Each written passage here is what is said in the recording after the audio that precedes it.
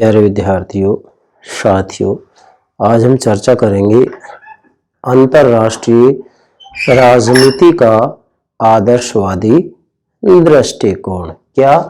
अंतर्राष्ट्रीय राजनीति आदर्शवादी दृष्टिकोण या उपागम। वास्तव में दृष्टिकोण या उपागम एक प्रकार से हम सामान्य से शब्दों में कहें तो किसी भी विषय वस्तु को समझने का एक नजरिया या मापदंड होता है।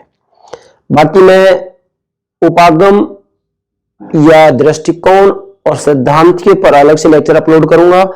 उसे मैं आपको समझाऊंगा कि उपागम किसे कहा जाता है, सिद्धांत किसे कहा जाता है। यहां तो मैं केवल सामान्य से रूप में कह रहा हूं कि दृष्टिकोण या उपागम का सीधा सा अर्थ होता है देखने का नजरिया। अर्थात अंतर्राष्ट्रीय राजनीति को देखने का जो नजरिया होता है मुख्यतः तीन प्रकार का होता है। आदर्शवादी दृष्टिकोण, यथार्थवादी दृष्टिकोण, और तीसरा है नव यथार्थवादी दृष्टिकोण या उपागम। आज हमें अंतर्राष्ट्रीय राजनीति का आदर्शवादी दृष्टिकोण या उपागम समझना है। प्राणों से प्यारे विद्यार्थियों, सर्वप्रथम प्रतिदिन जो एक लेक्चर मैं मेरे YouTube चैनल पर अपलोड करता हूं उसकी जानकारी सूचना आपको प्राप्त हो सके, इसके लिए हमारे चैनल को सब्सक्राइब अवश्य कीजिएगा। आशा करता हूं आपने सब्सक्राइब कर दिया होगा।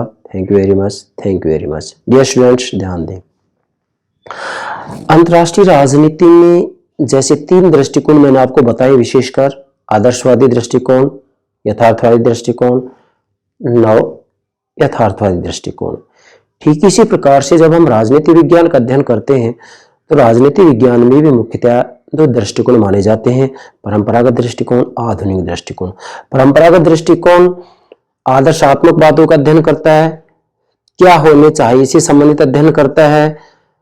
मतलब विशेषकर जो परंपरागत दृष्टिकोण या परंपरागत राजनीति विज्ञान है उसमें क्या होना चाहिए से संबंधित बातों का अध्ययन किया जाता है, मूल्यात्मक बातों का अध्ययन किया जाता है, आदर्शात्मक बातों का अध्ययन किया जाता है। उसके अध्ययन की जो पत्ती होती है वो दार्शनिक होती है। आधुनिक राजनीति विज्ञान या आधुनिक दृष्टिकोण के अंतर्गत क्या है, इज से संबंधित बातों का अध्ययन किया जाता है, तत्व से संबंधित बातों का अध्ययन किया जाता है, यथार्थ से संबंधित बातों का अध्ययन किया जाता है, और इसकी जो पत्ती होती है वो वैज्ञानिक पत्ती होती है। ठीक इसी प्रकार से अंतर्राष्ट्रीय राजनीति के अंतर्गत भी वास्तविक रूप में जो आदर्शवादी दृष्टिकोण है वह मूल्यों से संबंधित बातों का अध्ययन करता है, अर्थात क्या होना चाहिए से संबंधित बातों का अध्ययन करता है, जबकि यथार्थवादी दृष्टिकोण क्या है से संबंधित बातों का अध्ययन करता है। आज हम केवल आपको अंतर्राष्ट्रीय राजनीति का आदर्शवादी दृष्टिकोण ही समझाएंगे। प्राणों से प्यारे विद्यार्थियों, अंतर्राष्ट्रीय राजनीति का जो आदर्शवादी दृष्टिकोण है इसका जो प्रबल समर्थक विद्वान है वो वुडरो विल्सन है और बर्ट्रैंड रसेल है। क्या बेटा, फिर से बोल रहा हूं, वुडरो विल्सन और बर्ट्रैंड रसेल है। रसेल भी कह सकते हैं, रसेल भी कह सकते हैं। हालांकि हम इसके अंतर्गत जो आदर्शवादी दृष्टिकोण है इसका दूसरा पार्ट और अपलोड करेंगे, उसमें ये सारे विद्वानों की चर्चा भी करेंगे और आदर्शवादी दृष्टिकोण की क्या लक्षण विशेषताएं इसकी चर्चा करेंगे। आज तो हमने यहाँ पर नोट किया लेक्चर नंबर 11 और पार्ट 1, अर्थात आदर्शवादी दृष्टिकोण का पार्ट 1 ले रहे हैं। आदर्शवादी दृष्टिकोण का पार्ट 2 भी मैं अपलोड करूंगा, क्योंकि मुझे वास्तविक रूप में अंतर्राष्ट्रीय राजनीति को गहराई से समझाना है, और गहराई से समझाना है तो अब इसके बाद में जितने भी उपागम या दृष्टिकोण आएंगे, जितने भी सिद्धांत आएंगे, उनको मैं स्टेप बाय स्टेप अच्छे से समझाने का प्रयास करूंगा। आज हम वास्तविक रूप में इसका श्री गणेश कर रहे हैं, किसका, उपागमों का, जिसमें से हम पहला इसका उपागम ले रहे हैं, आदर्शवादी उपागम या दृष्टिकोण। अर्थात अंतर्राष्ट्रीय राजनीति को देखने का जो नजरिया है इसके अंतर्गत वो आदर्शवादी है, अर्थात ये क्या होना चाहिए से संबंधित बातों का अध्ययन करते हैं। जैसे ये उपागम या दृष्टिकोण ये कहेगा कि भाई वास्तविक रूप में विश्व के अंतर्गत न्याय की स्थापना हो, शांति की स्थापना हो, अहिंसा की स्थापना हो, युद्धों को रोका जाए और एक शक्तिशाली राष्ट्र दुर्बल राष्ट्र का शोषण ना करे, इस तरीके की व्यवस्था के ऊपर इसमें बल दिया जाएगा। तो ये स्टूडेंट्स ध्यान दीजिएगा, मैंने यहाँ पर जितनी भी महत्वपूर्ण बातें हैं सभी एक एक करके नोट कर दिए। ये सब बातें यदि आप समझ जाएंगे तो अंतर्राष्ट्रीय राजनीति का आदर्शवादी दृष्टिकोण समझने में आपको कतई परेशानी नहीं आएगी। जैसा कि नाम से स्पष्ट हो रहा है, आदर्शवादी दृष्टिकोण, अर्थात इसके अंतर्गत विश्व व्यवस्था को एक आदर्श व्यवस्था बनाना चाहते हैं। यहाँ पर जो मूल लक्ष्य होता है वास्तविक रूप में एक विश्व राज्य की स्थापना करना है, एक विश्व सरकार की स्थापना करना है, विश्व संघवाद की स्थापना करना है, अंतरराष्ट्रीय लोकमत की स्थापना करना है, जिससे कि संपूर्ण जनता एकजुट हो जाए और दुनिया में से युद्धों को सदा के लिए समाप्त किया जाए। यहाँ पर ये एक प्रकार से कल्पनावाद की बात की जा रही है, यूटोपिया की बात की जा रही है, कल्पना लोक की बात की जा रही है, यूटोपिया कल्पना लोक की बात की जा रही है। ठीक है बेटा, आप देखिएगा, आप एक एक बात को समझिए। यहाँ सबसे पहले मैंने नोट किया है, इस उपागम का समूचा चिंतन समाज में विकासात्मक प्रगति होने के व्यापक विचार के आधार पर खड़ा है। अर्थात जो ये आदर्शवादी उपागम या दृष्टिकोण है, इस आदर्शवादी उपागम का समूचा चिंतन, संपूर्ण चिंतन समाज में विकासात्मक प्रगति होने के व्यापक विचार के आधार पर खड़ा है। मतलब ये समाज में वास्तविक रूप में प्रगति की बात करता है, विकास की बात करता है। प्रगति विकास तभी होगा जबकि दुनिया में से युद्धों को समाप्त किया जा सके, न्याय की स्थापना की जा सके, शांति की स्थापना की जा सके, हिंसा को समाप्त किया जा सके, शक्तिशाली राष्ट्र दुर्बल राष्ट्रों का शोषण करते हैं तो शोषण को भी रोका जा सके। इस तरीके की जब व्यवस्थाएं की जाएंगी तो डेफिनेटली जो है पूरे समाज का क्या होगा, विकास होगा। अब आगे बढ़ते हैं, देखिएगा बेटा, वास्तव में अंतरराष्ट्रीय राजनीति के जब उपागमों की बात आती है तो उपागमों को मुख्यतः 3 भागों में बांट दिया जाता है। एक है आदर्शवादी उपागम या दृष्टिकोण, दूसरा है यथार्थवादी उपागम या दृष्टिकोण, तीसरा है नव यथार्थवादी उपागम या दृष्टिकोण। ये तीनों ही उपागम मैं आपको अच्छे से समझाऊंगा। आज हम केवल एक उपागम की बात कर रहे हैं, आदर्शवादी उपागम या दृष्टिकोण, और आदर्शवादी उपागम या दृष्टिकोण में भी इसका पार्ट नंबर 1 ले रहे हैं। पार्ट नंबर 2 में हम इसके महत्वपूर्ण जो समर्थक विद्वान है और इसके लक्षण है इसको समझाएंगे। ठीक है बेटा, तो आप कहीं भ्रमित ना होइएगा कि सर ने तो हमें आदर्शवादी दृष्टिकोण या उपागम के मुख्य समर्थक विद्वान उसके बारे में कुछ बताया नहीं है। अगला जो लेक्चर होगा उसमें सारे समर्थक विद्वान मैं आपको बताऊंगा और इसके लक्षण भी बताऊंगा कि आदर्शवादी उपागम या दृष्टिकोण के क्या लक्षण होते हैं। यहां तो मैंने पृष्ठभूमि के रूप में सभी महत्वपूर्ण बातें लिखी है और मैं आपको समझाऊंगा, ध्यान दीजिएगा। 3 उपागम हो गए, यस आगे बढ़ते हैं। अब जो ये आदर्शवादी दृष्टिकोण या उपागम है इसका जन्म बेटा 18वीं शताब्दी में, इस उपागम का जन्म 18वीं शताब्दी में होता है और अमेरिका फ्रांस की क्रांतियों का प्रेरणा स्रोत यही था। जरा नोट कीजिएगा, मतलब अमेरिका और फ्रांस में जो क्रांतियां हुई थी उन क्रांतियों का प्रेरणा स्रोत ये आदर्शवादी दृष्टिकोण ही था। क्योंकि आदर्शवादी दृष्टिकोण का कहना है कि दुनिया में से युद्धों को सदा के लिए समाप्त किया जाए, दुनिया के अंतर्गत विश्व व्यवस्था वास्तविक रूप में न्याय और शांति पर आधारित हो और कोई भी शक्तिशाली राष्ट्र राज्य शक्तिहीन राष्ट्र राज्य का शोषण ना करे। तो वास्तव में इस उपागम का जन्म होता है 18वीं शताब्दी में और अमेरिका और फ्रांस में जो क्रांतियां होती हैं उन क्रांतियों का प्रेरणा स्रोत यही था। क्या था? यह आदर्शवादी दृष्टिकोण था। अब ये आदर्शवादी दृष्टिकोण क्या है आगे बढ़ते जाएंगे और समझते चलेंगे। अब ध्यान देंगे 1795 में बेटा नोट करेंगे 1795 में कॉन्सर ने, एक विद्वान का नाम है कॉन्सर ने एक ऐसी विश्व व्यवस्था की कल्पना की। ध्यान देंगे अब 1795 में। देखो बेटा जब तक आप ये नहीं समझेंगे अंतरराष्ट्रीय राजनीति नहीं समझ पाएंगे। 1795 में कॉन्सर ने एक ऐसी विश्व व्यवस्था, देखिएगा नोट करेंगे, एक ऐसी विश्व व्यवस्था की कल्पना की। अब मतलब आप शब्दों से समझ रहे विश्व व्यवस्था की कल्पना की, क्योंकि यहाँ आदर्शात्मक बातों के ऊपर बल दिया जाएगा, कल्पनात्मक बातों के ऊपर बल दिया जाएगा। एक प्रकार से यूटोपिया कल्पना लोक की बात की जाएगी, यहाँ पर मूल्यों की बात की जाएगी, यहाँ पर आदर्शात्मक बातों की बात की जाएगी यहाँ पर। तो इसलिए एक ऐसी विश्व व्यवस्था की कल्पना की जिसमें न युद्ध हो, न विषमता हो, असमानता, न विषमता हो और न अत्याचार के लिए कोई स्थान था। मतलब ये जो 1795 कॉन्सर ने एक ऐसी विश्व व्यवस्था की कल्पना की जिस व्यवस्था के अंतर्गत न तो किसी भी रूप में युद्ध होंगे, ना विषमता होगी, मतलब आर्थिक दृष्टि से किसी भी रूप में कोई असमानता नहीं होगी और न अत्याचार के लिए कोई स्थान होगा।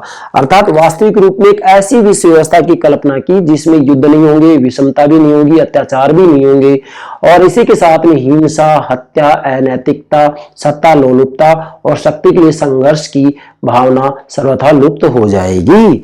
मतलब ये विद्वान ये कह रहे हैं कि एक ऐसी विश्व व्यवस्था की कल्पना की इन्होंने जिसमें युद्ध भी नहीं होंगे, युद्ध समाप्त हो जाएंगे, किसी भी रूप में विषमता नहीं होगी, असमानता नहीं होगी, सब समान होंगे, कोई किसी का अत्याचार नहीं करेगा, कोई किसी का शोषण नहीं करेगा, किसी भी रूप में इस व्यवस्था में कोई हिंसा नहीं होगी, कोई हत्या नहीं होगी, कोई अनैतिकता नहीं होगी और सत्ता लोलुपता और शक्ति के लिए संघर्ष की भावना भी सर्वथा लुप्त हो जाएगी, समाप्त हो जाएगी।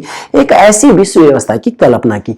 अब जब एक ऐसी विश्व व्यवस्था की कल्पना की जा रही तो डेफिनेटली ये सारी बातें क्या है बेटा, ये आदर्शात्मक बातें, यथार्थ में ये सारी बातें आप देखेंगे कि मिलेंगी नहीं। जब आप यथार्थवादी उपागम का अध्ययन करेंगे तो वहां पर ये सारी बातें हमें काल्पनिक लगेंगी। क्यों? क्योंकि यथार्थ में वास्तविक रूप में देखा जाए तो आज तक युद्ध समाप्त नहीं हुए, आज भी दुनिया में हिंसा हो रही है, अत्याचार हो रहा है, शोषण हो रहा है, अनैतिकता बढ़ती जा रही है। तो ये तो एक आदर्शात्मक बात है, कल्पना की बात की जा रही है कि भाई एक ऐसी विश्व व्यवस्था होनी चाहिए। फिर मैंने आप आगे लिखा है कि यूटोपिया की स्थापना प्रमुख लक्ष्य है, अर्थात जो आदर्शवादी दृष्टिकोण या उपागम है इसकी वास्तविक रूप में जो लक्ष्य है वो यूटोपिया की स्थापना इसका लक्ष्य है। यूटोपिया मतलब एक कल्पना लोक की स्थापना इसका प्रमुख लक्ष्य है। एक ऐसे लोक की स्थापना इसका लक्ष्य है जिस लोक के अंतर्गत, जिस दुनिया के अंतर्गत, जिस विश्व व्यवस्था के अंतर्गत ना युद्ध होंगे, किसी भी रूप में अत्याचार नहीं होगा, कोई किसी का शोषण नहीं करेगा, हिंसा भी नहीं होगी, हत्या भी नहीं होगी, अनैतिकता भी नहीं होगी और सत्ता लोलुपता और शक्ति के लिए कोई संघर्ष नहीं होगा। ये सभी सर्वथा लुप्त हो जाएंगे, समाप्त हो जाएंगे। एक ऐसे कल्पना लोक की बात की जा रही है। यूटोपिया मतलब कल्पना लोक की बात की जा रही है। जब यह कल्पना लोक की बात की जा रही है तो इसी कारण इसको आदर्शवादी दृष्टिकोण कहा जाता है, क्योंकि यहाँ पर अंतरराष्ट्रीय राजनीति को, विश्व व्यवस्था को इस दृष्टिकोण से देखा जा रहा है, इस नजरिए से देखा जा रहा है कि भाई वास्तव में विश्व व्यवस्था के अंतर्गत किसी भी रूप में युद्ध नहीं होगी, युद्ध समाप्त हो जाएंगे, शोषण नहीं होगा, हिंसा नहीं होगी, अनैतिकता नहीं होगी, सत्ता लोलुपता का भी अभाव होगा और इसी के साथ में शक्ति के लिए संघर्ष भी नहीं होगा। ये सारी बातें जो है समाप्त हो जाएंगी। तो एक कल्पना की जा रही है, इसी कारण इसको हम ये कहेंगे कि यहाँ पर अंतरराष्ट्रीय राजनीति को समझने का जो नजरिया है वो कल्पनात्मक है। क्या है? कल्पनात्मक है, आदर्शात्मक है। इसी कारण इसको आदर्शवादी दृष्टिकोण की संख्या दी जाती है। दृष्टिकोण में देखने का नजरिया, तो यहाँ पर अंतरराष्ट्रीय राजनीति को देखने का जो नजरिया है वो कैसा है बेटा? काल्पनिक है, अर्थात यहाँ पर पूर्ण रूप में शांति स्थापना की बात की जा रही है। नेक्स्ट, इस उपागम का संबंध क्या होना चाहिए से बेटा आप ध्यान देंगे। इस उपागम का संबंध क्या होना चाहिए से है, मतलब आदर्शवादी दृष्टिकोण या उपागम का जो मुख्य संबंध होता है वो क्या होना चाहिए से है। क्या होना चाहिए से मतलब ये है कि विश्व की व्यवस्था न्यायप्रिय होनी चाहिए, विश्व में शांति स्थापित होनी चाहिए, विश्व में युद्धों को सदा के लिए समाप्त कर दिया जाना चाहिए और इसी के साथ में विश्व की व्यवस्था ऐसी हो जिसमें कोई भी शक्तिशाली राष्ट्र राज्य किसी भी दुर्बल राष्ट्र राज्य का शोषण नहीं करे।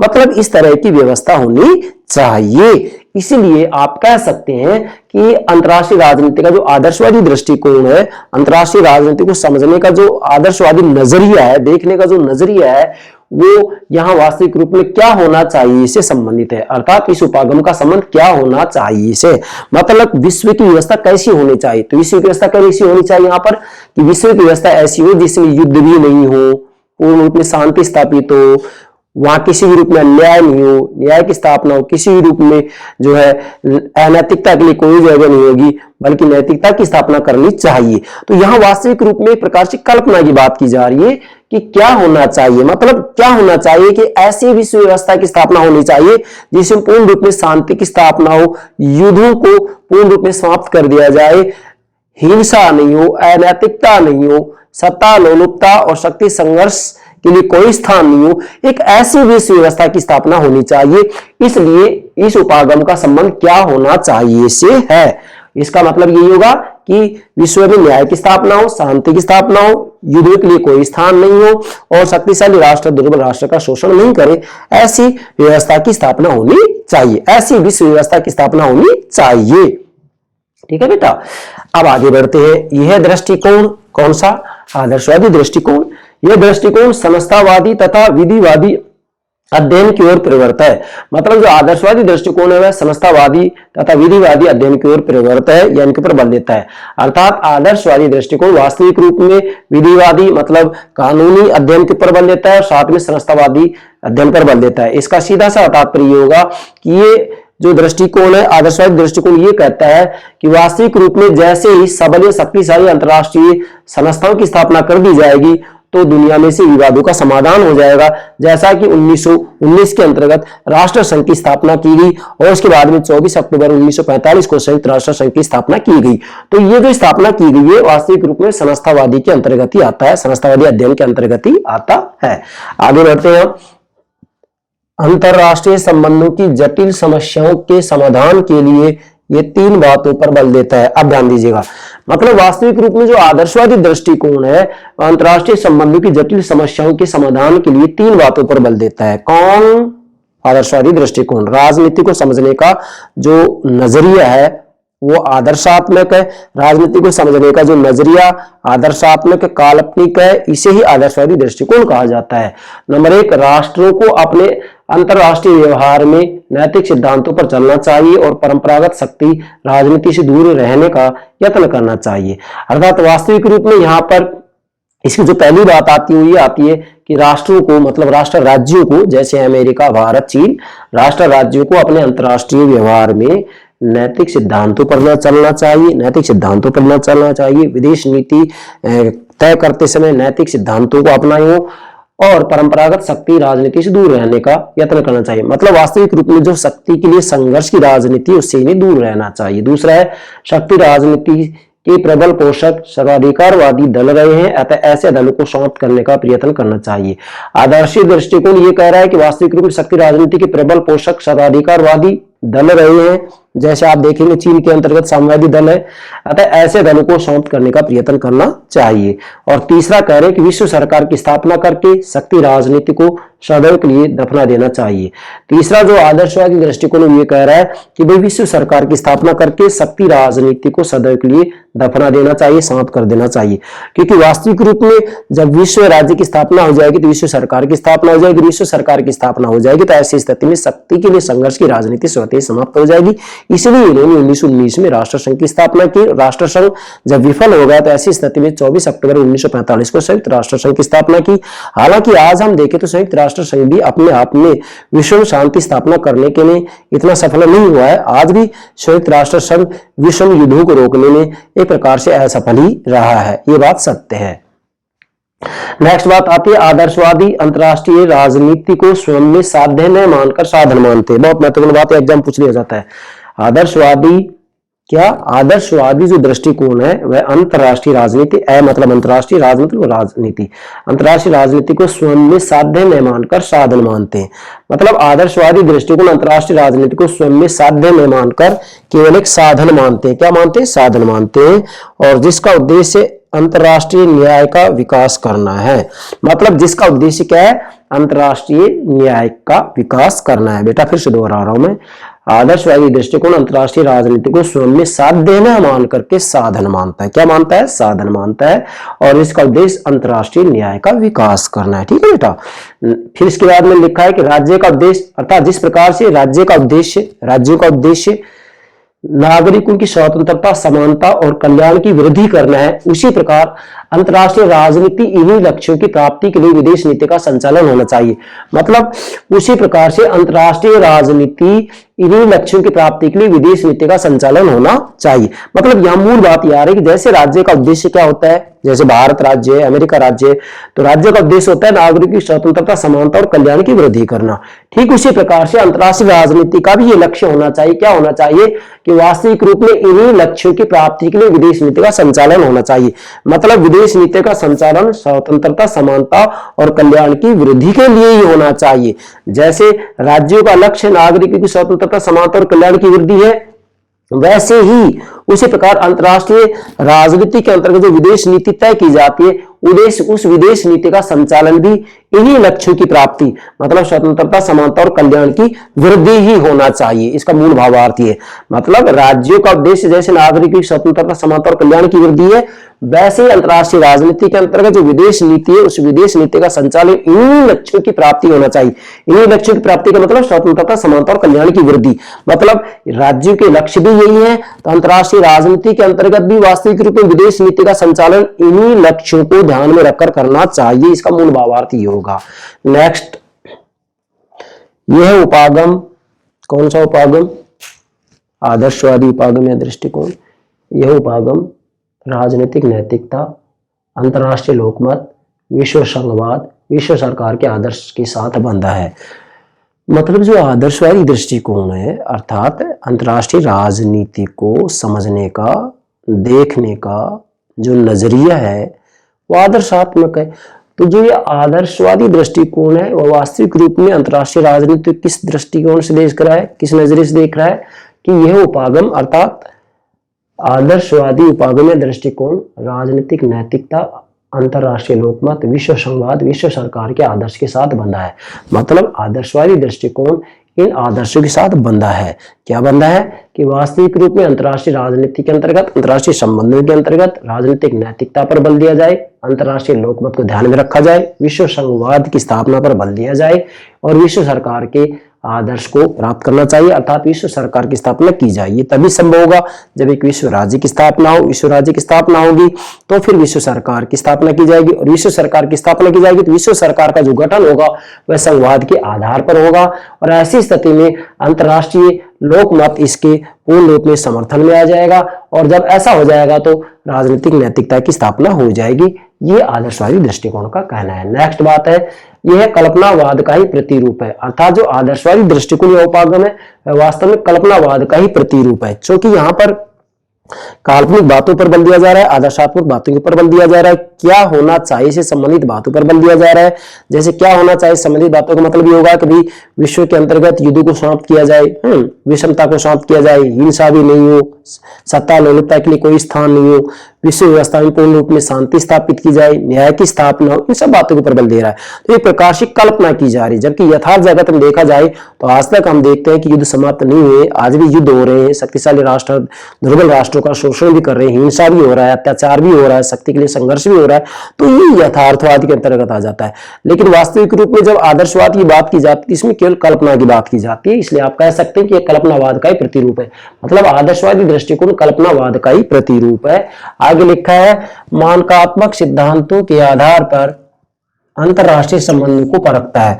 मतलब जो ये आदर्शवादी दृष्टिकोण है वो मानकात्मक सिद्धांतों के आधार पर अंतरराष्ट्रीय संबंधों को परखता है, जबकि जो ये यथार्थवादी दृष्टिकोण है वो वास्तविक रूप में मानकात्मक सिद्धांतों के आधार पर नहीं बल्कि अनुभवात्मक सिद्धांतों के आधार पर अंतरराष्ट्रीय संबंधों को परखता है। यहाँ पर मानकात्मक सिद्धांतों के आधार पर अंतरराष्ट्रीय संबंधों को परखता है अर्थात यहाँ पर वास्तविक रूप में मूल्यों के आधार पर, कल्पना के आधार पर, आदर्शों के आधार पर अंतरराष्ट्रीय संबंधों को समझने का प्रयास किया जाता है। नेक्स्ट, आदर्शवादी दृष्टिकोण की आलोचना लेंगे अर्थात जो दृष्टिकोण है अंतरराष्ट्रीय राजनीति को समझने का उसके अंतर्गत क्या कमियां हैं, अब इन कमियों को लेंगे। देखिएगा बेटा, सबसे पहली इसमें कमी आती है कि आदर्शवादी व्यवस्था तभी संभव है जब सभी राज्य पारस्परिक संबंधों में बल और सैनिक शक्ति के प्रयोग का परित्याग कर दें और इसके बाद में नैतिक सिद्धांतों का पालन करें। लेकिन यथार्थ जगत में संभव नहीं हो सकता, इसलिए हम ये देखेंगे कि जब आदर्शवादी दृष्टिकोण में कमियां हैं तो इन कमियों के होते ही यथार्थवादी दृष्टिकोण उभर कर सामने आता है।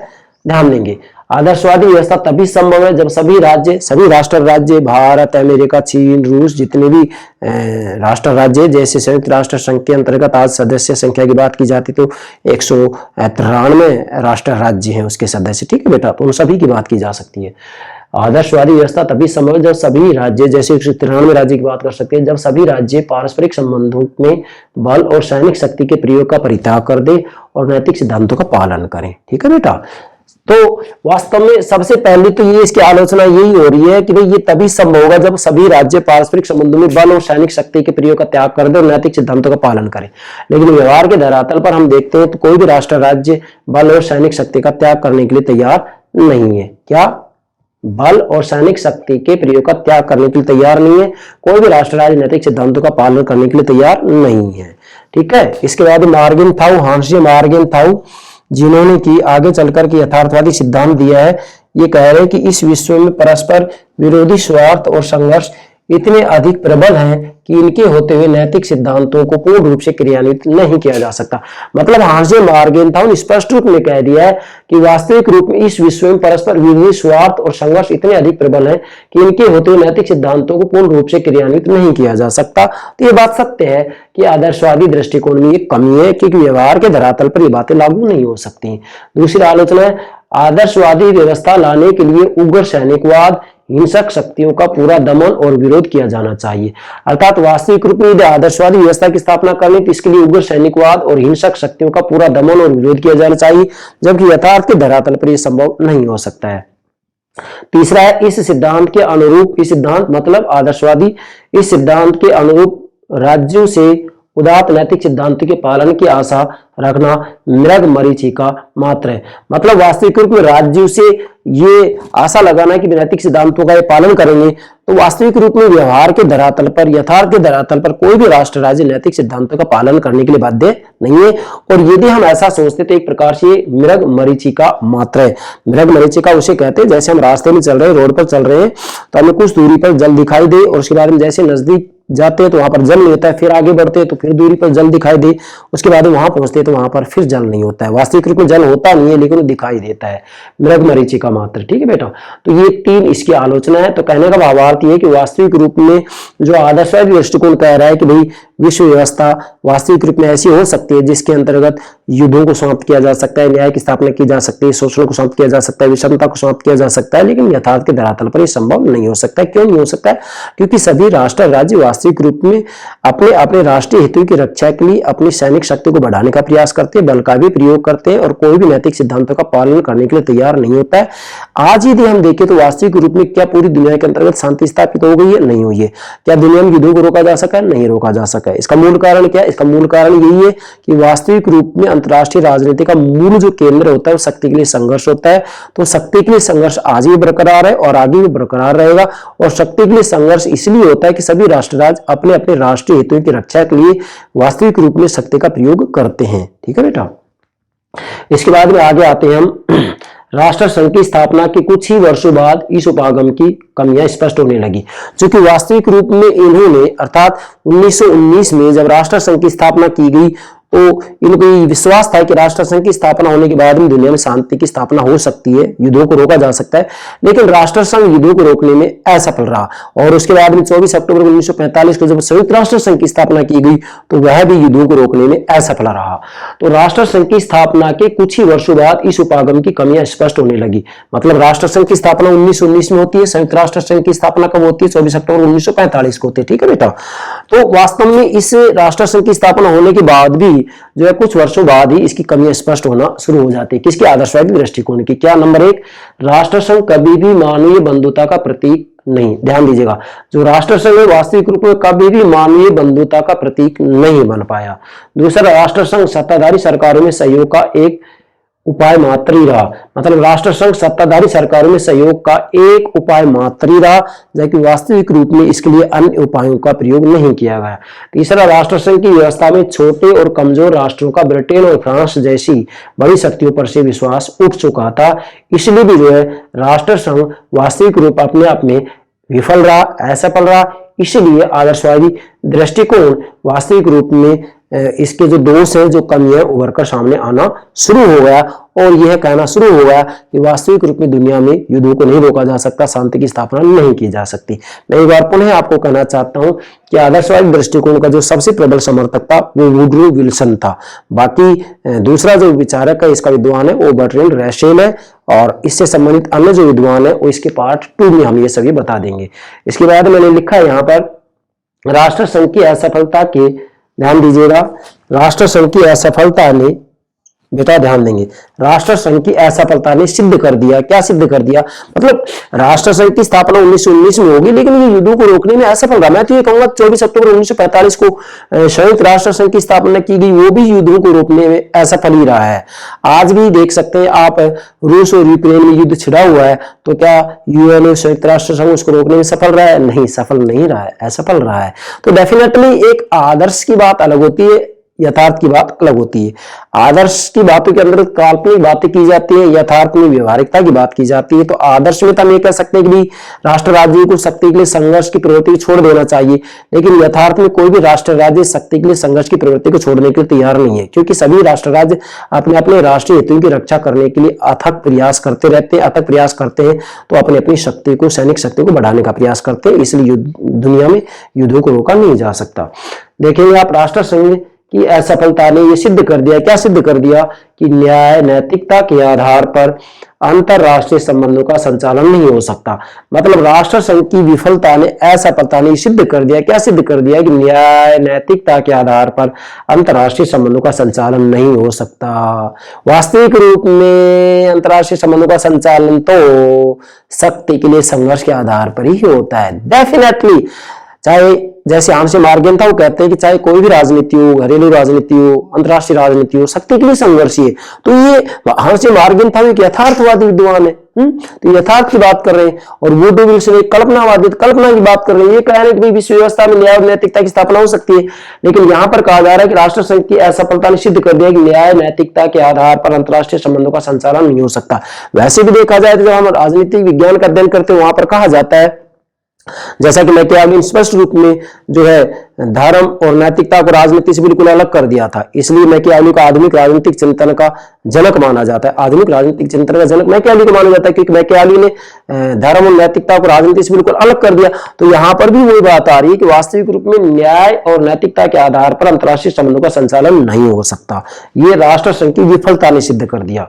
फिर मैंने लिखा है, अब ये स्वीकार किया जाने लगा है कि विवेक तथा नैतिकता का अंतरराष्ट्रीय राजनीति में कोई स्थान नहीं है। मतलब आज वास्तव में ये स्वीकार कर लिया गया है, क्योंकि राष्ट्र संघ भी विफल हो गया। उसके बाद में संयुक्त राष्ट्र संघ की स्थापना की गई 24 अक्टूबर 1945 को। तो संयुक्त राष्ट्र संघ भी युद्धों को रोकने में असफल रहा। तो ऐसी स्थिति में फिर क्या आया कि अब ये स्वीकार कर लिया जाने लगा कि विवेक तथा नैतिकता का अंतरराष्ट्रीय राजनीति में कोई स्थान नहीं है।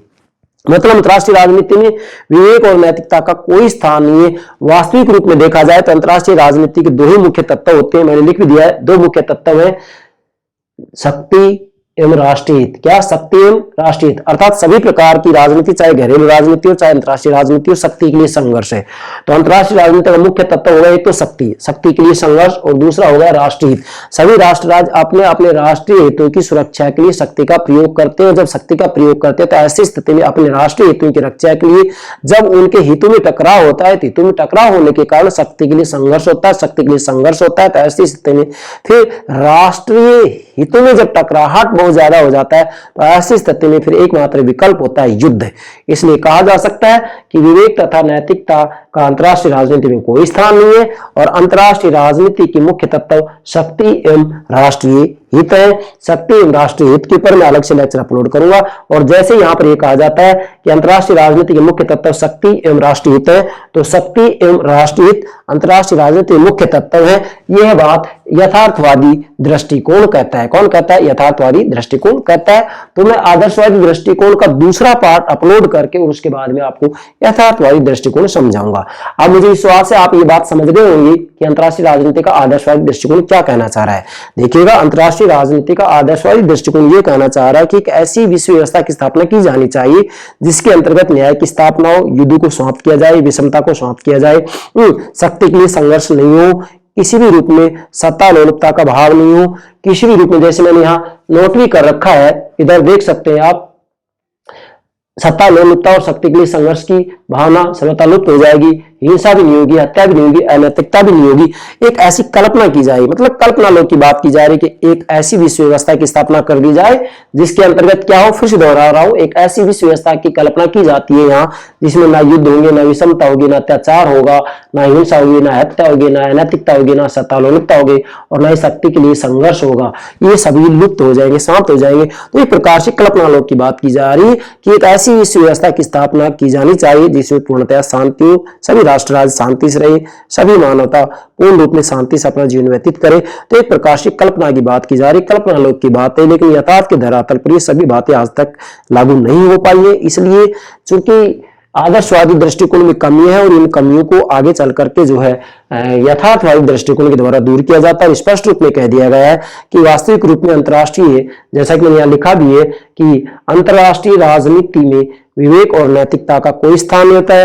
अंतरराष्ट्रीय राजनीति में ये कभी संभव ही नहीं हो सकता कि शक्ति के लिए संघर्ष नहीं हो और सभी लोग जो है नैतिकता के आधार पर चलेंगे, सभी राष्ट्र राज्य नैतिकता के आधार पर चलेंगे, ये संभव नहीं हो सकता। तो ये हो गया आपका अंतरराष्ट्रीय राजनीति का आदर्शवादी दृष्टिकोण या उपागम, लेक्चर नंबर 11 पार्ट नंबर 1। अंतरराष्ट्रीय राजनीति के आदर्शवादी दृष्टिकोण का पार्ट नंबर 2 और लेंगे, जिसके अंतर्गत हम अंतर्राष्ट्रीय राजनीति के आदर्शवादी दृष्टिकोण के प्रमुख समर्थक विद्वान कौन कौन से हैं और इसके क्या लक्षण हैं, इन दोनों बातों को मैं आपको समझाऊंगा, क्योंकि एग्जाम में किसी न किसी रूप में यह भी प्रश्न पूछ लिया जाता है। इसलिए मैं प्रयास करूंगा कि आदर्शवादी दृष्टिकोण या उपागम के मैं स्वयं मेरे विवेक से अच्छे लक्षण विशेषताएं बनाकर आपके सामने लाऊं और जितने भी विद्वान हैं महत्वपूर्ण, उन सभी विद्वानों को भी मैं आपको बताऊंगा कि आदर्शवादी उपागम के ये विद्वान हैं। तो मुझे विश्वास है आप अंतर्राष्ट्रीय राजनीति के आदर्शवादी दृष्टिकोण या उपागम को अच्छे से समझ गए होंगे। यस बेटा, okay, thank you very much, thank you very much.